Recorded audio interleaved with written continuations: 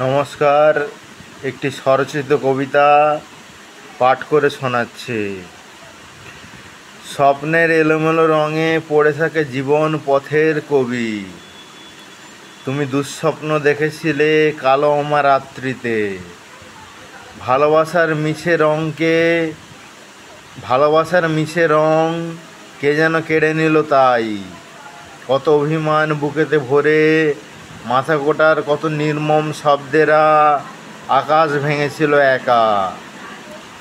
আমি মোহরসে ভরপুর জীবনের সাথে কথা বলি আজ।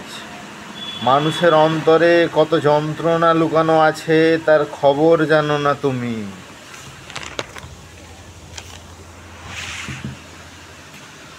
ভিখারিনীর অভিসম্পাতে আমার মৃত্যু তাই বজ্রপাতে।